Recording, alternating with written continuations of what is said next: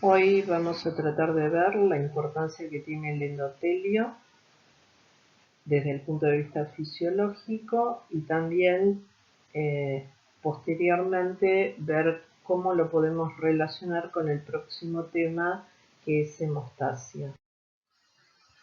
Partimos del concepto fundamental que el endotelio tiene una serie de características, por supuesto, como es la pared interna de todos los vasos sanguíneos. Eso me da una superficie más que trascendente, y la importancia que tiene es que mientras se encuentra sano podemos mencionar o decir que actúa como una superficie que no permite que se formen anormalmente trombos, o lo que sería lo mismo decir un factor que afecte de alguna forma la circulación normal de la sangre. También tenemos que hacer referencia que se caracteriza por ser un grupo de células, y estas células tienen a su cargo la síntesis de toda una serie de sustancias. Algunas de ellas son las que vamos a mencionar primordialmente a lo largo de esta clase. Obviamente que no son las únicas funciones las que tienen que ver con la síntesis de productos, sino que tenemos que tener en cuenta primordialmente que participa o que regula el crecimiento de, por ejemplo, las células musculares lisas, el crecimiento de plaquetas, además que participa en la conformación de moléculas relacionadas con el tejido conectivo, como por ejemplo el colágeno. En primer lugar, lo prioritario es tener en cuenta cuál es la importancia o cuál es el rol del endotelio mientras se encuentra sano. Primordialmente ejerce una acción vasodilatadora, y esto va a estar sustentado sobre todo en la participación del óxido nítrico y del factor hiperpolarizante del endotelio. En menor medida también podríamos considerar lo que ha sido denominado prostaciclina o prostaglandina I2. También tenemos que tener en cuenta que su superficie, como ya les había mencionado, es antitrómbica. ¿Qué significa decir esto? Que bueno, que de alguna manera impide, neutraliza, no permite que se formen coágulos de manera normal. La prostaciclina, en el fondo, es una sustancia que ayuda enormemente a esto, contribuye a esto, porque la prostaciclina, por un lado, va a tener acción vasodilatadora, pero también actúa como un antiagregante plaquetario. Y por último, algo más que tenemos que tener en cuenta y que tiene relación directa con la hemostasia, es que el endotelio vascular tiene acción fibrinolítica. ¿Qué significa decir esto? Bueno, que sintetiza una sustancia que se la conoce con el nombre de activador tisular del plasminógeno. Y lo que va a desencadenar esta sustancia es el proceso, o participa del desencadenamiento del proceso de fibrinolisis. ¿Qué significa esto? Bueno, lisis, ruptura, y en realidad lo que va a romper es la malla de fibrina. La malla de fibrina es la que es uno de los componentes a tener en cuenta en todo lo que tiene que ver con la formación del coágulo, o también conocido con el nombre de tapón hemostático. Por ende, resumiendo, siempre que tenemos un endotelio sano, hay poca probabilidad o muy escasa probabilidad de que se forme un trombo o coágulo en forma anormal.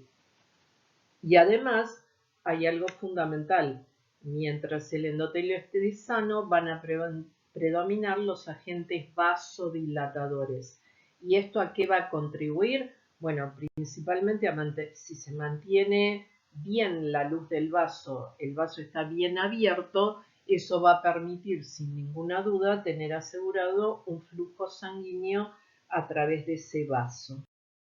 En esta figura lo que vemos, en forma resumida, distintas sustancias que se sintetizan a nivel del endotelio pero que de alguna manera generan acciones contrapuestas. Y cuando hablamos de acciones contrapuestas, estamos haciendo referencia, por ejemplo, por un lado las que generan vasoconstricción contra las que generan vasodilatación, las que estimulan la proliferación de mayor cantidad de células musculares lisas contra las que de alguna manera reducen todo lo que tiene que ver o que tiene relación directa con ese proceso. Y acá tenemos mencionadas algunas, y vuelvo a repetir, algunas de estas las vamos a ver con mayor detalle. Algo fundamental que también hay que tener en cuenta, que las células endoteliales, si bien están unidas entre sí, quedan uniones interendoteliales. Bueno, hoy en día se sabe que a través de esas uniones interendoteliales no solamente se puede dar el paso de sustancias como las que está mostrando en este caso esta figura. Como ya habíamos visto cuando vimos glóbulos blancos y más específicamente neutrófilos, también ha quedado demostrado que los neutrófilos, a través de la deformación de los mismos, a través de ese mecanismo que determina su cambio conformacional, pueden atravesar también estas uniones. Bueno, lo que presenta acá la figura es el pasaje de sustancias por lo que sería la vía paracelular, o sea, entre las uniones interendoteliales, pero también lo que está representado que a través de la vía transcelular también podemos tener pasaje de sustancias. Dentro de los distintos factores que pueden ser sintetizados y liberados por las células endoteliales, acá tenemos mencionados ejemplos de vasodilatadores, como podría ser el óxido nítrico, el factor hiperpolarizante del endotelio, la prostaciclina, bradiquininas, algunos mencionan un tipo de péptido natriurético que se le ha dado la denominación de péptido tipo C, pero así como tenemos agentes vasodilatadores, tenemos también la producción de sustancias que ejercen un potente efecto vasoconstrictor, como es el caso de las endotelinas, angiotensina 2, tromboxano A2, pero además de estas sustancias, tenemos otros factores, moduladores del crecimiento, moduladores inflamatorios e inclusive factores relacionados con todo lo que tiene que ver con la hemostasia. Esta figura lo que presenta es cómo se lleva a cabo la producción de óxido nítrico en las células endoteliales. Y lo que está señalando es que hay distintas sustancias, distintos factores que actuando a través de receptores pueden ocasionar o pueden producir una modificación en cuanto a la producción de óxido nítrico. Si tenemos que mencionar algunas de ellas, por ejemplo, sería el caso de la insulina, la sustancia P, la bradiquinina y la acetilcolina. Cuando estas distintas sustancias actúan, lo que se va a generar entonces es una mayor producción de óxido nítrico, y si tuviéramos que decir cuál va a ser la fundamental importancia, es que, como menciona acá esta figura, se va a promover la vasodilatación con todo lo que eso implica, pero además se va a inhibir, se va a frenar, se va a limitar todo lo que tiene que ver con la proliferación del músculo liso vascular. Lo que es importante tener en cuenta que son muchas las acciones y efectos que puede llevar a cabo o que tiene a su cargo el óxido nítrico. Vuelvo a repetir, algunas de ellas tienen correlación directa con todo el tema hemostático, como puede ser, por ejemplo, la vasodilatación, como por ejemplo el hecho de actuar como antiagregante plaquetario, porque de alguna manera evita o frena la adhesión de las plaquetas, o por ejemplo el hecho de ejercer un efecto de favorecedor de la fibrinolisis. Ahora, más allá de estas estas acciones que están íntimamente relacionadas con la parte hemostática, lo que hay que considerar son otras acciones. ¿Y por qué está señalado en este color turquesa esta inhibición de la proliferación de las células musculares lisas? Porque de alguna manera, cuando se incrementa en forma desmedida la proliferación de las células musculares lisas, esto puede dar lugar, entre otras cosas, a una disfunción endotelial, con todos los riesgos que eso implica. Así como les mencioné el principal agente vasodilatador, sí también tenemos que considerar lo que sería la otra cara de la moneda, que es la producción de sustancias vasoconstrictoras. Y cuando hablamos de ellas, un ejemplo a tener en cuenta serían las endotelinas. La realidad hoy se sabe que existen 3 tipos de endotelinas distintas, de las cuales principalmente la que tiene mayor preponderancia a nivel vascular, sin ninguna duda, es la endotelina 1. ¿Cuál va a ser la función de la endotelina 1? Bueno, ejerce un efecto vasoconstrictor. Algunos mencionan que esta sería una de las sustancias que tiene mayor potencia vasoconstrictora en el organismo. Esta figura lo que intenta mostrar que hay toda una serie de agentes o factores que de alguna manera estimulan la producción de endotelina 1, que se forma a partir de un precursor, de una serie de precursores que tenemos la preproendotelina, que se va a transformar en lo que se conoce como big endotelina o gran endotelina, y a partir de ahí lo que vamos a tener es primordialmente el incremento en la cantidad de endotelina que genera la célula endotelial.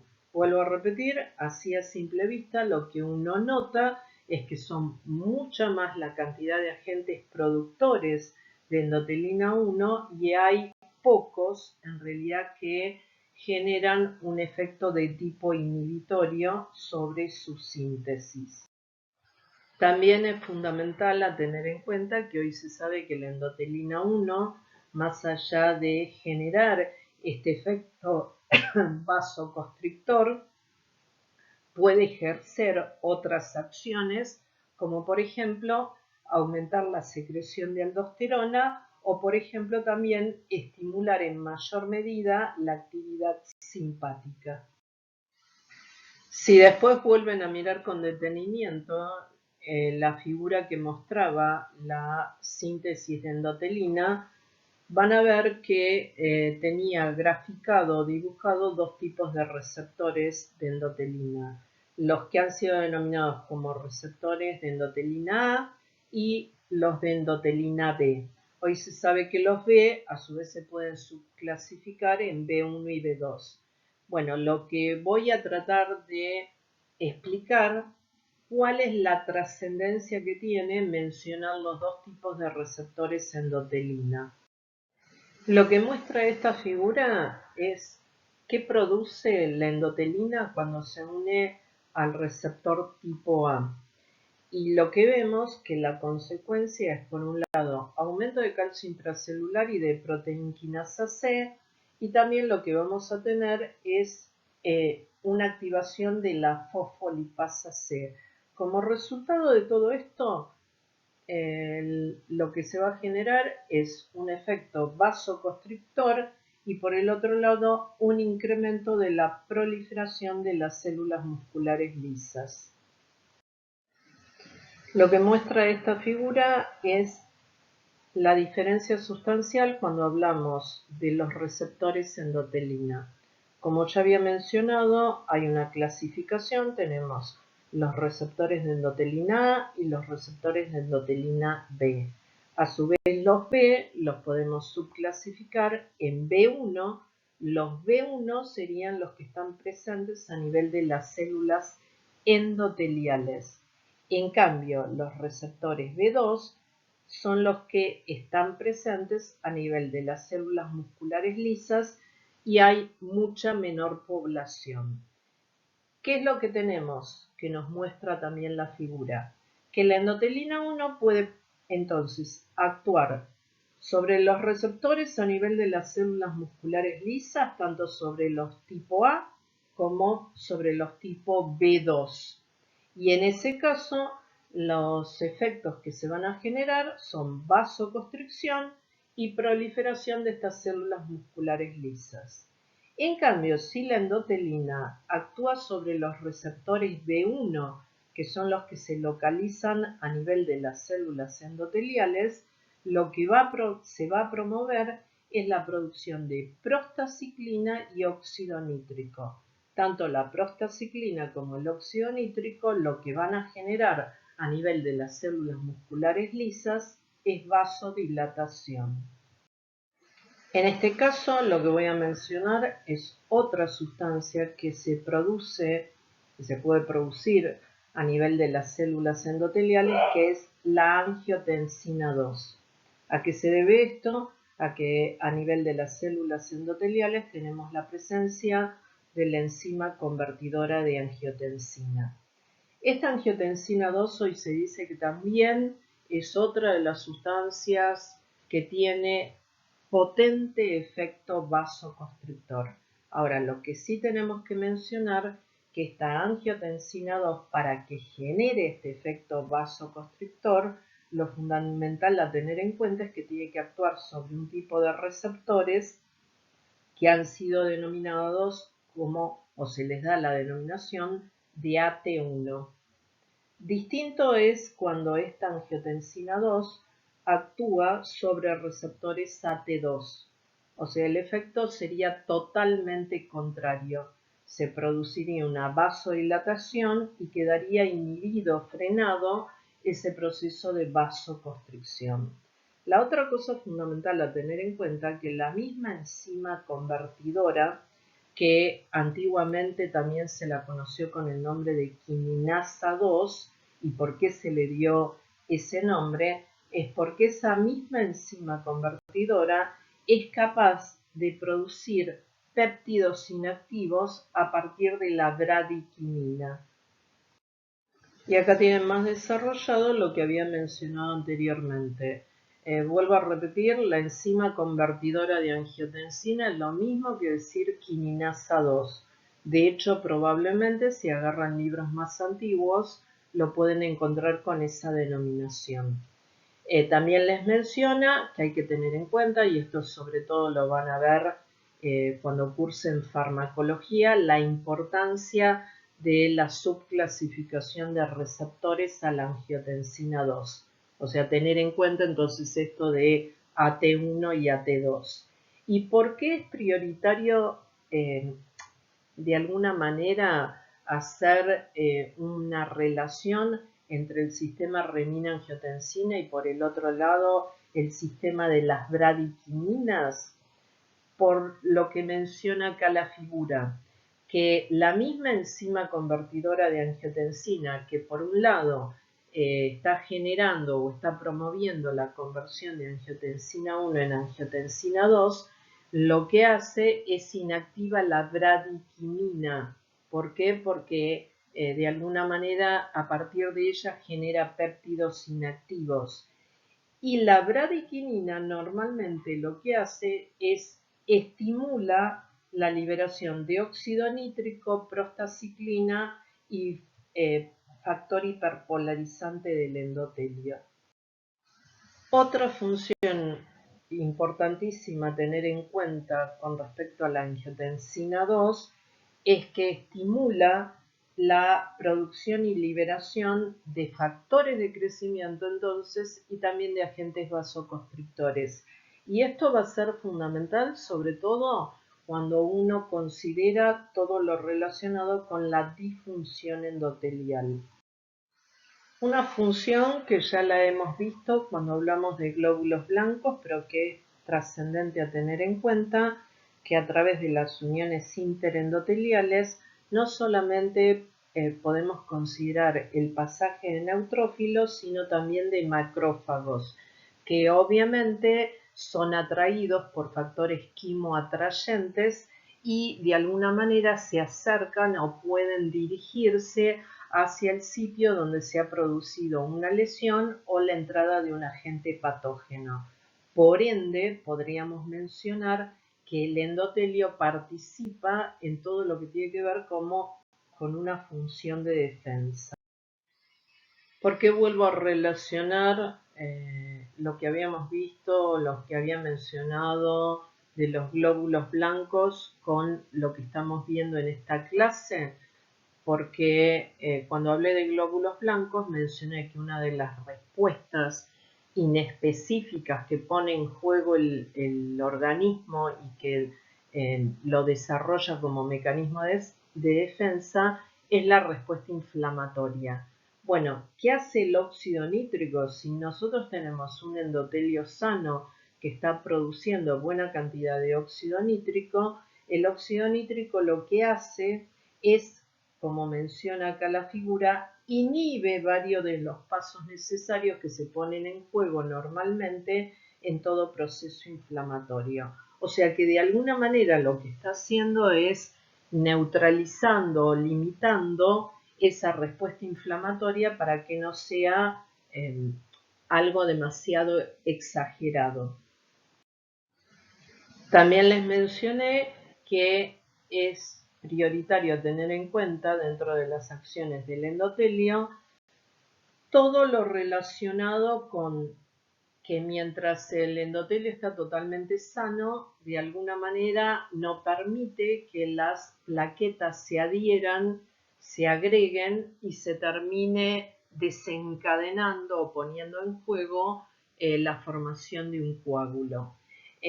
Por otra parte, también favorece normalmente todo lo que tiene que ver con la fibrinólisis, o sea, la degradación en caso de que se haya generado un trombo en forma normal o la formación de un coágulo de manera normal, bueno, lo que va a favorecer es la degradación del mismo.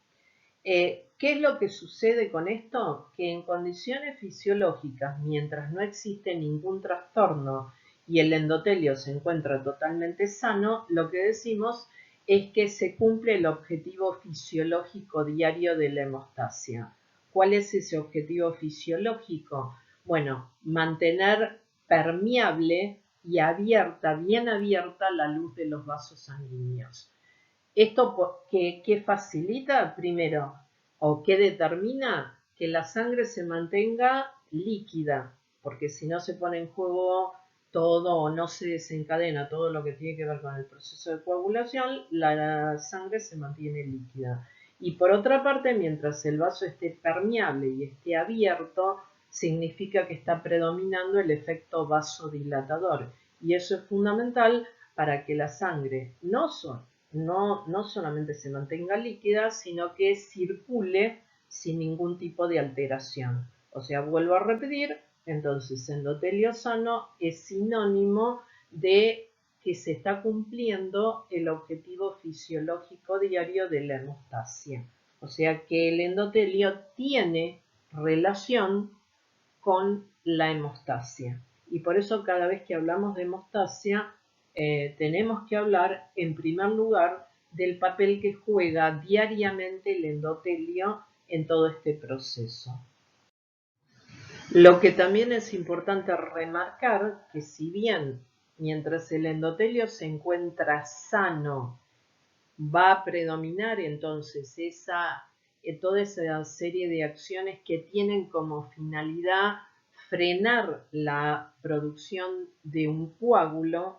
En el caso que el endotelio se dañe, se encuentre dañado, y esto es fundamental a tener en cuenta, que se encuentre dañado no significa decir que se haya roto, no significa decir que yo esté teniendo pérdida de sangre.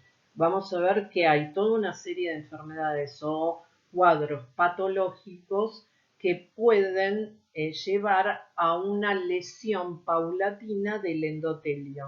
En ese caso, lo que va a suceder es que deja de ser una superficie antitrómbica y se transforma en protrómbica. ¿Por qué? Porque también las células endoteliales pueden sintetizar sustancias como el inhibidor del activador del plasminógeno, que justamente lo que va a hacer es va a favorecer la puesta en marcha para la formación de un coágulo.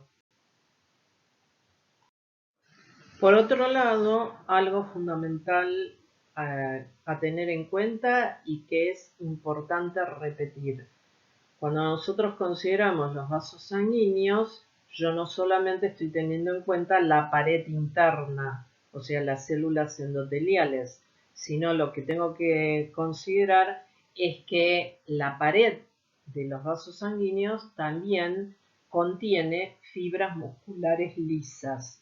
¿Esto por qué es prioritario tener en cuenta? Bueno, porque partimos de un concepto fundamental, que toda una serie de sustancias que se sintetizan a nivel de las células endoteliales repercuten o ejercen acciones a nivel de las células musculares lisas y que por lo tanto no va a ser lo mismo si ese endotelio está sano a si ese endotelio se encuentra dañado.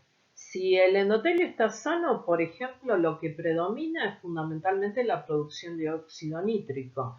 Y como ya mencioné, el óxido nítrico lo que favorece es fundamentalmente mantener la vasodilatación, o sea, ejerce un efecto vasodilatador. Y todo lo que tiene que ver con la producción de células musculares lisas está francamente regulado. En cambio, si el endotelio se encuentra enfermo, lesionado o dañado, lo que vamos a tener es que hay un predominio neto de la endotelina 1 y de la angiotensina 2. Y por lo tanto, eso lo que va a incidir es, primero, a que se incremente de manera sustancial la proliferación de esas células musculares lisas y, por el contrario, lo que va a predominar en forma notoria es la vasoconstricción. Por eso lo que vamos a tener en cuenta o lo que vamos a decir, ¿qué trascendencia tiene el estudio del endotelio?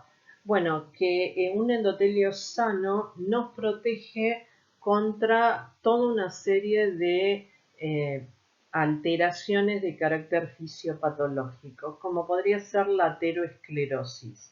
Para eso, ¿qué es lo fundamental a tener en cuenta? Bueno, todo lo que estuve mencionando hasta ahora, que predomine siempre la vasodilatación, que esté inhibida, por ejemplo, todo lo que tiene que ver con adhesión y agregación plaquetaria, que esté inhibida la proliferación de células musculares lisas y que fundamentalmente lo que hay es un predominio del proceso de fibrinólisis. Ahora vamos a ver qué significa también esto de efectos antioxidantes.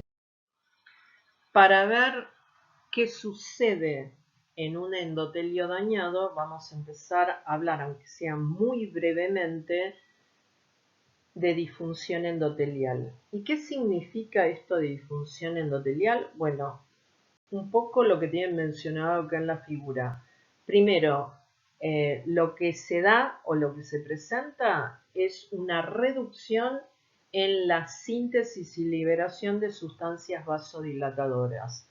Producto de ese trastorno, la luz del vaso es como que se ve reducida. Por otra parte, eso muchas veces va acompañado también de lo que se conoce como efecto vasoconstrictor paradójico. ¿Qué significa decir esto? Que como se genera un desbalance sustancial en la producción de agentes vasoconstrictores, bueno, aunque no se precise, pero hay un predominio neto de la vasoconstricción. ¿Cuáles podrían ser los factores que incidan sobre las células endoteliales, llevando a la larga a que se genere esta disfunción endotelial? Bueno, acá tienen mencionados varios, como por ejemplo la hipertensión, la nicotina, el proceso de diabetes, la reducción de estrógenos en las mujeres cuando concluyen su etapa fértil. Bueno, este tipo de factores entonces van incidiendo paulatinamente sobre las células endoteliales, y esto lo que va ocasionando es que las células endoteliales, que es endotelio, se vea dañado en forma sistemática. ¿Y qué es lo que va a ocasionar entonces esta disfunción?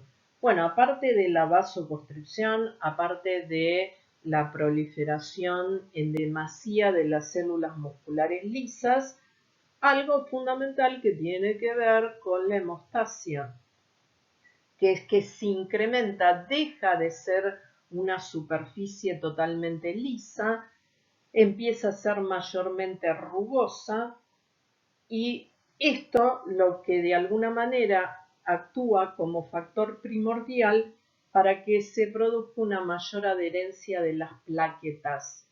Y esto, por supuesto, entonces pone en juego todo lo que tiene que ver con la hemostasia primaria.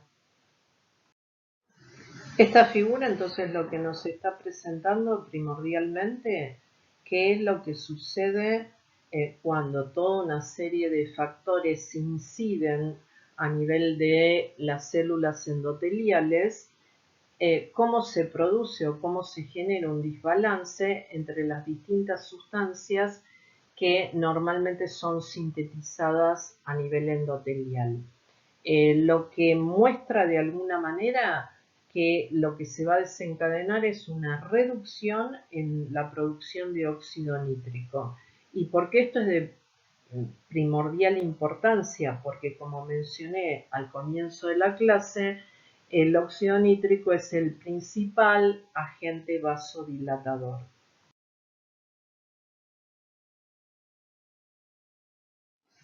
Por lo tanto, lo que uno puede decir es que hay toda una serie de factores que lo que hacen es incrementan lo que ha sido mencionado como estrés oxidativo.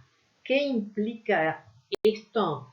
Bueno, cuando uno dice que se ha incrementado el estrés oxidativo, implica estar mencionando que se ha generado un desbalance entre lo que es, por un lado, la producción de óxido nítrico, que sería un agente antioxidante, con respecto a las especies reactivas de oxígeno. Además, tengan en cuenta que, a su vez, la producción de cada vez en mayor medida de especies reactivas de oxígeno sigue incidiendo, ¿sí?, de manera negativa, ¿sí?, para que esto se vaya incrementando de manera sustancial.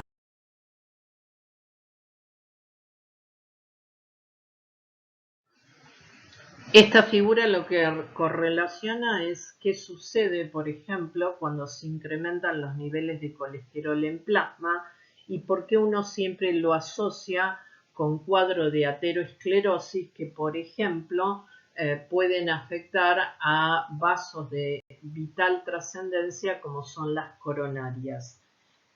Lo que vemos es que la oxidación de las LDL lo que puede o lo que ocasiona, entre otras cosas, es la reducción de la óxido nítrico sintetasa.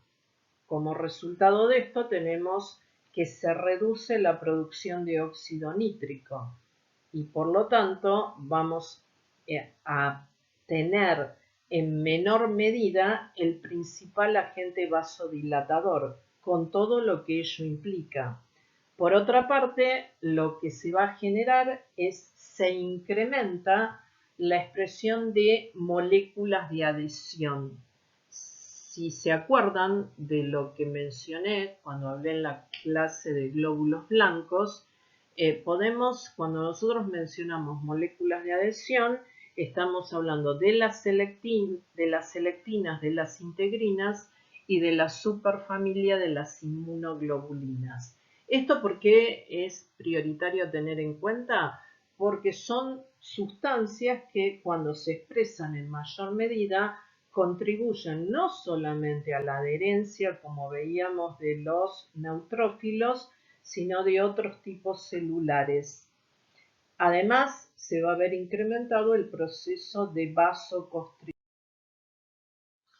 En esta figura lo que tienen mencionado cómo pueden repercutir los niveles de glucosa elevados, que son clásicos de la enfermedad de diabetes, y más allá de ser una enfermedad metabólica con todo lo que eso implica, porque estamos hablando de no solamente la alteración del metabolismo de los hidratos de carbono, sino que produce toda una serie de cambios. Entre ellos, bueno, hay distintas hipótesis respecto de por qué esto incide a nivel de las células endoteliales. Primordialmente lo que podríamos tener en cuenta es que se incrementa la producción de endotelina y a la par se reduce la de óxido nítrico. Y otra de las cosas que se ha mencionado es la modificación en cuanto a la producción del factor de crecimiento endotelial vascular. Si queremos hacer referencia a cómo el tabaquismo puede afectar al endotelio, lo que tenemos que tener en cuenta primordialmente que lo que ocasiona es un cuadro de ateroesclerosis. Y por supuesto, entonces se pueden ver afectados todos los vasos sanguíneos, pero primordialmente, como lo he mencionado cuando expliqué figuras anteriores, hay que tener en cuenta lo que tiene que ver con los vasos coronarios. También considerar que el tabaco lo que va a producir es un incremento del monóxido de carbono. El otro factor que uno puede considerar es la deficiencia paulatina de estrógenos en la mujer a medida que se va finalizando su etapa fértil y va ingresando en forma paulatina en la etapa menopáusica. A menor cantidad de estrógenos, bueno, los estrógenos tienen una característica, tienen un efecto relajante del músculo liso vascular. Obviamente, entre otras cosas, porque lo que incrementan o lo que estimulan es la producción de óxido nítrico. A menor cantidad de estrógenos, este efecto se reduce y eso es lo que da lugar a que a medida que la mujer entonces se acerca a la etapa menopáusica, se dice que se incrementa en forma paulatina la probabilidad de padecer de ateroesclerosis y de tener problemas de índole coronario.